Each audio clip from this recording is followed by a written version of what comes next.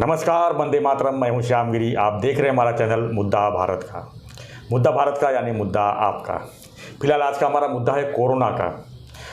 हमारे साथ में है हमारे मेहमान विजय सुरासे जी, जो इंटरनेशनल कार्डियोलॉजिस्ट हैं और जुपिटर हॉस्पिटल, जो ठाणा का मशहूर हॉस्पिटल जुपिटर है, इसमें काफ़ी सालों से प्रैक्टिस कर रहे हैं और हार्ट के एकदम स्पेशलिस्ट माने जा रहे हैं। इनका मुंबई का देश भर में पूरा नाम है इनका। हम इनसे चर्चा करेंगे कि जो कोरोना का जो डर पैदा हुआ है इस समय, कोरोना का जो पैनिक है, उससे फेस कैसे किया जाए, और जानेंगे कि जो हार्ट अटैक हो रही है इस समय, खासकर जवान लोग जो है मौत के मुंह में समा जा रहे हैं। ऐसा एक रूमर भी है कि जिसको कोरोना होके गया है उनको हार्ट अटैक आ रही है, कार्डियक अरेस्ट आ रहा है और वो उनकी मौत हो जा रही है। इसी सब पे खुलासा करेंगे हमारे सहयोगी डॉक्टर विजय सुरासे जी। सुरासे जी, आपका हमारे चैनल में बहुत बहुत स्वागत है सर। आपने हमको टाइम दिया, उसके लिए आपका आभारी हूँ। हमारे व्यूवर्स को ज़रा बताइए सर, जो कोरोना का जो पैनिक है क्या है और कितना हद तक, कितना गंभीर है ये कोरोना पैंडेमिक के बारे में अभी काफ़ी चर्चाएं हुई, बहुत साइंटिफिक फोरम्स हुए, विविध स्तर पर इसका ज्ञान बांटा गया। रिसर्जेंस ऑफ कोरोना, इस मुद्दे के बारे में अपन बात करेंगे जी। हम देख चुके हैं कि 2019 से लेकर ये कोविड-19 जो हुआ, उसके विविध प्रकार के वायरस के सब टाइप्स आके गए म्यूटेशंस होने के बाद। शुरू में आया डेल्टा वायरस, फिर उसके बाद में आया ओमाइक्रॉन, फिर उसके बाद में आया BA.2, फिर उसके बाद में आया BA.5। अभी हम जो बात कर रहे हैं न्यू रिसर्जेंस और म्यूटेशन का वायरस है, उसका नाम है BF.7। यस। ये जीनोमिक सीक्वेंस जो रहती है वायरस, इसकी बदलती रहती है और ये वायरस बहुत स्मार्ट होता है। असल में हमारी माइक्रोबायोलॉजी की किताब में, मेडिकल साइंस की किताब में एक वाक्य लिखा है कि दिस एंटायर वर्ल्ड और universe is a universe of microbe, और हम घुस चुके हैं। एक्चुअली उनका साम्राज्य है और मनुष्य ने इंक्रोचमेंट की, ये हमारे माइक्रोबायोलॉजी की किताब में लिखा है।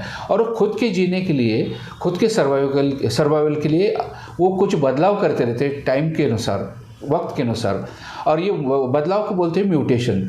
और हर बार अलग टाइप से जब ये हमारे ह्यूमन बीइंग पे अटैक करते हैं तो अलग प्रेजेंटेशन लेके आते हैं। लेकिन इस रिसर्जेंस में, इस कोविड के नए वायरल म्यूटेशंस के बाद हम देख रहे हैं कि इतना कुछ सीरियस डिसऑर्डर नहीं है जो वेव नंबर 2 में आया था। कोविड के वेव नंबर 2 में, सेकंड वेव में ज़्यादा हार्ट अटैक, ज़्यादा कॉम्प्लिकेटेड कंडीशंस, ज़्यादा न्यूमोनियाज, ज़्यादा हार्ट के जो और कॉम्प्लिकेटेड स्टेट्स है, हार्ट फेलियर, वो दिखते थे। वैक्सीन्स के बारे में कुछ लोगों में चंद परसेंटेज में दिखे गए, लेकिन उसका बहुत पैनिक हुआ समाज में। मैं तो कहूँगा कि जो नेचुरल जो डिजीज़ है, एथेरोस्क्लेरोटिक आर्टेरियल डिजीज़ है, जो क्लॉट होने की डिजीज़ है, उसमें थोड़ा एक्सपीडाइट हो जाता है कुछ मरीज़ों में, हर में नहीं होता, हर एक में नहीं होता। आमतौर पे इसको अभी जो करंट रिसर्जेंस हुआ है, जैसे एक कॉमन कोल्ड, कोराइजा या तो फ्लू जैसा ही प्रेजेंटेशन आ रहा है, तो इसलिए पैनिक फैलाने की बिल्कुल ज़रूरत नहीं है। ऐसा कुछ हार्ट अटैक आएंगे या तो फिर वेंटिलेटर की ज़रूरत पड़ेगी, ICU के बेड्स कम पड़ेंगे देश में, विविध हॉस्पिटल्स में बहुत पेशेंट्स की रेलचेल होगी, ऐसे कुछ होने वाला नहीं है। तो ये मैं मैसेज देना चाहता हूँ। लेकिन सरकार अपने स्तर पर काम कर रही है, राज्य सरकार, केंद्र सरकार काम कर रही है, क्योंकि वायरस जब 2019 में आया तो किसी को मालूम नहीं था कैसे फाइट आउट करना। लेकिन अभी हमको मालूम पड़ गया है कि ये जो बीमारी है कभी कभी ऐसे रूप धारण करती है जिसके बारे में हम ज्ञान नहीं है हमें, तो इसलिए बेटर है कि तैयार रहे, यही गवर्नमेंट कह रही है। कल एक मीटिंग हुई थी केंद्र में, सम्माननीय मंत्री महोदय के मार्गदर्शन के नीचे, मनसुख मांडविया के मार्गदर्शन के नीचे, विविध हेल्थ सेक्रेटरीज और हेल्थ सेगमेंट के जो विविध बड़े दिग्गज लोग हैं उनके मौजूदगी में, उसमें ये मैसेज दिया गया कि कोविड अप्रोप्रिएट बिहेवियर जारी रखा जाए, मास्क का उपयोग जहाँ पे क्राउडेड प्लेस है उधर इसका उपयोग जारी रखा जाए, और जहाँ तक हो सके जिन्होंने वैक्सीन ने ली, वैक्सीन का फर्स्ट डोज, सेकंड डोज जिन्होंने नहीं लिया उन्होंने कंप्लीट करना चाहिए, और प्रिकॉशनरी डोज भी लेना चाहिए, थर्ड डोज। बस यही मैसेजेस है, personal hygiene, Covid appropriate behaviour और मास्क का उपयोग, और कुछ नहीं कहा उन्होंने। तो समाज में ये बात का फैलाव बिल्कुल नहीं होना चाहिए कि लॉकडाउन होने वाला है, हॉस्पिटल के बेड्स कम पड़ने वाले हैं, वेंटिलेटर ऑक्सीजन कम पड़ने वाला है, दवाइयाँ कम पड़ने वाली। शुरू में जब कोविड आया था तो हमारे पास ventilator, ICU beds, doctors, covid hospital बहुत कम थे। अभी उसकी कंपैरिजन में, तुलना में अभी हम 100 टाइम्स बेटर पोजीशन में हमारा देश। मैं तो ये कहूँगा कि हमारा देश, उसका जो प्रिपरेशन है टू फाइट आउट इसका क्रेडिट गवर्नमेंट को डेफिनेटली देना चाहिए। हर स्तर पर जो मेडिकल प्रोफेशनल्स है, पैरामेडिक्स है, उनको भी देना चाहिए। हम अभी सुसज्ज हैं, हम रेडी है फाइट आउट करने के लिए, लेकिन केयर लेंगे तो हम इससे बचेंगे अच्छी तरह। सर, एक रूमर जो फैला हुआ है कि जिसको पहले कोरोना आके गया है, मतलब कोरोना 1 कोरोना 2 में जो आगे गया है, उससे जो पेशेंट जो बचे हुए हैं उनको कभी भी कार्डियक अरेस्ट हो रहा है और कभी भी हार्ट अटैक आ रही है, जिसमें उनकी मौत हो जा रही है। ये कहाँ तक सच्चाई है सर? देखिए, इसमें आपने मुझे जो सवाल पूछा, इसमें 2 मुद्दे हैं। एक कोविड से लिंक करने वाला मुद्दा है, एक कोविड से लिंक ना करने वाला मुद्दा है। इन जनरल हार्ट डिसीज कम उम्र में 30, 40 और 45 की उम्र में बढ़ रही है, हम देख रहे हैं। ये बढ़ने वाली है, लाइफस्टाइल रिलेटेड डिसीजेस बढ़ने वाले हैं। Cardiovascular disease is going to rule और dominate the list of mortality. इसका मतलब ये है, मुद्दा ये कहना है मुझे कि आगे आने वाले ईयर्स में डायबिटीज़ का प्रमाण, हार्ट डिसीज़ का प्रमाण, हाइपरटेंशन का प्रमाण, ओबेसिटी का प्रमाण ये बढ़ने वाला है। हार्ट अटैक का प्रमाण बढ़ने वाला है कम उम्र में, क्योंकि ये लाइफस्टाइल से जुड़ा हुआ मामला है।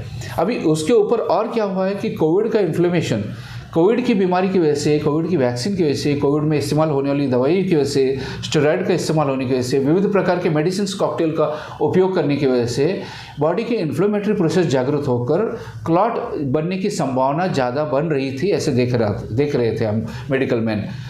जिनको first time second time Covid होके गया, वो अच्छे होके गए, उनका कोविड में की वजह से, पास्ट कोविड की वजह से हार्ट अटैक के चांसेस ज़्यादा नहीं है। लेकिन अगर दूसरे रिस्क फैक्टर्स है तो उनको केयरफुल रहना है, जैसे अनकंट्रोल्ड हाइपरटेंशन है, अनकंट्रोल्ड डायबिटीज़ है, मोटापा है और दूसरी कोई बीमारियाँ है, कोलेस्ट्रॉल ज़्यादा आपके शरीर में, कसरत नहीं है, खान पान पर ध्यान नहीं है, आप स्ट्रेस में रहते हो बहुत ज़्यादा, नींद आपकी पूरी नहीं है, इन बातों से उसका ज़्यादा लिंक है, ना कि हम कोविड से लिंक करना चाहेंगे इसको। हाँ सुराशे जी, अगर कोरोना अभी तो फिलहाल खाली डर पैदा हुआ है, अगर कोरोना फैलता है तो क्या प्रिकॉशन लेना चाहिए लोगों को नए सिरे से? नए सिरे से तो कुछ भी नहीं, फार्मूला ABC सेम ही रहेगा। कोविड अप्रोप्रिएट बिहेवियर है, सबने मास्क पहनना चाहिए। जहाँ पर मीटिंग्स होते हैं बड़े पैमाने पर, जहाँ पे लोग गैदर होते हैं, गैदरिंग जो है, कोई भी किस्म की गैदरिंग है, वो वहाँ पर शामिल होना अवॉइड करना चाहिए अगले निर्देश आने तक सरकार के। जी। जैसे कोई शादी ब्याह है, कोई मीटिंग्स है, फंक्शंस है, ऐसी जगह पर एक गिरोह बनाकर हम गैदर नहीं होना चाहिए। और बाकी का सैनिटाइज़र, मास्क का उपयोग, ये तो डिस्टेंस, अपन सोशल डिस्टेंसिंग ये मेंटेन करना चाहिए बस, और इसके अलावा कुछ नहीं। प्रोफाइलैक्टिक मेडिसिन लेने की ज़रूरत नहीं है। हाँ, वैक्सीनेशन आप इनकरेज करना चाहिए, और जिन्होंने प्रिकॉशनरी डोज नहीं लिया है, हम देख रहे हैं कि पिछले 4-5 दिन में प्रिकॉशनरी डोज का महाराष्ट्र में, मुंबई में लोगों का प्रमाण बढ़ गया, शहर में भी हमारे प्रमाण बढ़ गया, लोग ले रहे डोज। जिन्होंने नहीं लिया वो ले सकते। अप्रोप्रिएट ये सब केयर लेना चाहिए, बाकी और कुछ नहीं। और इसको सिर्फ सर्दी खांसी जैसा समझ लीजिए, लेकिन ये ज़्यादा स्प्रेड होता है तेज़ी से। कुछ खास उम्र के लोग जो बहुत एल्डरली है, जो ब्रिटल बैलेंस बना है उनका बॉडी का, उनको ज़्यादा तकलीफ हो सकती है, या तो बहुत छोटे बच्चों में इसका तकलीफ हो सकता है। सुराशे जी, एक चीज़ आप बताइए, जो चाइना में जिस तरह से पैनिक फैला हुआ है कि चाइना का पैनिक इंडिया में फैला है, मीडिया में दिखाई जा रहा है कि रोज़ लाखों लोग वहाँ चाइना में मर रहे हैं, अब चाइना वाले जो है यहाँ पर भेजेंगे, यहाँ पर बड़ा बवाला हो जाएगा, फिर जैसे कोरोना 1 कोरोना 2 जो आया था उसी तरह से उससे भी भयंकर होगा। ये रूमर सर कहाँ तक सही है, इसके बाद बहुत खुलासा कर दीजिए सर हमारे ऊपर। देखिए, ये जो अभी BF7 वायरस का सब टाइप है जी, ऐसे कहा जाता कि इसका उगम स्थान फिर वही देश है चाइना, और वहाँ पर बहुत ज़्यादा प्रमाण में मरीज़ पाए गए हैं जिनको हॉस्पिटलाइजेशन की ज़रूरत पड़ रही है। लेकिन सही जो डेटा है, स्टैटिस्टिक्स बाहर नहीं आता उस देश में से, और उधर के डॉक्टर्स और इधर के डॉक्टर्स का आपसी कुछ मेल जोल नहीं, डिस्कशन नहीं होता है। लैंग्वेज बैरियर है, कंट्री के कॉन्टिनेंट के बैरियर्स है, पॉलिटिकल बैरियर्स है। इस वजह से जो नॉलेज आना चाहिए इस बीमारी के बारे में, इंफॉर्मेशन आना चाहिए, वो सही नहीं, जो फैक्ट है वो नहीं आता। हाँ, लेकिन जहाँ तक डिग आउट करके हम मेडिकल मैन ने जानकारी हासिल करने की कोशिश की है, जो पैनिक फैलाया गया है उतना पैनिक की सिचुएशन नहीं है, सब कंट्रोल में है सिचुएशन। ऐसा नहीं कि उधर से अभी कोई मरीज़ आया मुंबई में, कोई ठाणे में आया और वो फैल जाएगी बीमारी, ऐसा नहीं। और हमको पता भी नहीं, आजू बाजू में अगल बगल में ये मरीज़ घूम भी रहे होंगे, लेकिन ये पूरी तरह से फिट घूम रहे हैं, तो हमको उसका कॉमन कोल्ड के जैसे 1 दिन 2 दिन छींक आके, सर्दी होके ऐसे सिम्टम्स आ सकते हैं, इसलिए उसकी कोई ऐसी चिंता करने की बात नहीं है। क्या सलाह लेना चाहेंगे सर, अपने क्या मैसेज देना चाहेंगे आप हमारे व्यूअर्स को? मैं मैसेज ये देना खासकर जो हार्ट अटैक से जो परेशान है सर, हार्ट अटैक डर जो पैदा हुआ है, उसमें उनको खान पान क्या रखना चाहिए, खासकर उसके बारे में थोड़ा सा आपका नॉलेज। देखिए, कोविड के बारे में ज़्यादा अभी बहुत बातें हुई, इसके बारे में ज़्यादा कुछ कहूँगा नहीं क्योंकि सबको मालूम है। लेकिन मैं ये ज़रूर मैसेज देना चाहूँगा कि कम उम्र में अगर हार्ट अटैक से बचना है, अपनी लाइफस्टाइल सुधारिए। क्योंकि 25-30 साल पहले हम 11-12 किलोमीटर एवरेज इंडियन चलता था।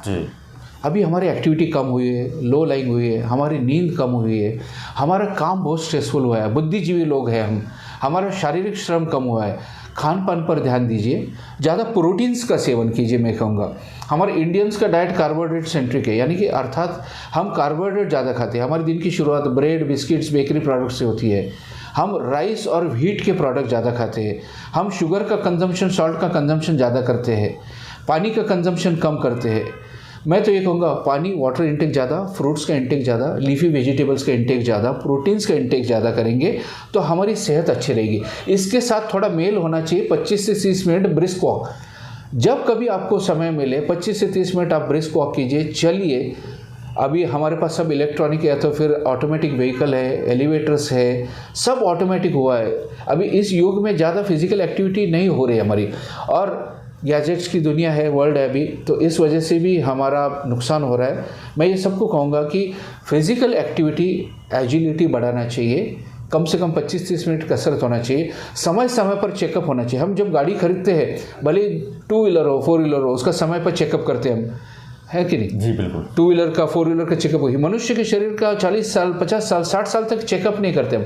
तो वक्त पर अपनी स्केल्स के बारे में जानिए, अर्थात ब्लड शुगर, आपकी ब्लड प्रेशर, आपकी कोलेस्ट्रॉल के लेवल, आपकी हीमोग्लोबिन का लेवल, आपकी किडनी का क्रिएटिनिन का लेवल। हम आईने में देखते हैं खुद को, कंघी करते हैं, कपड़े पहनते हैं, निकल जाते हैं, खुद का वजन देखते हैं, हाइट देखते हैं, लेकिन इंटरनल वैल्यूज़ भी जानना ज़रूरी है। इंटरनल वैल्यूज़ में ब्लड शुगर है, लिपिड प्रोफाइल है, सीरम क्रिएटिनिन है, हीमोग्लोबिन है, ये बहुत ज़रूरी है हमको जानना। कभी कभी ये होता है कि जब चेकअप करने के लिए कोई मरीज़ आ जाता है तो बहुत आश्चर्य होता है कि all of a sudden kidney की भी खराबी है, लीवर की भी खराबी है, हार्ट की भी खराबी है, लंग की भी खराबी, ऐसा मालूम पड़ता है।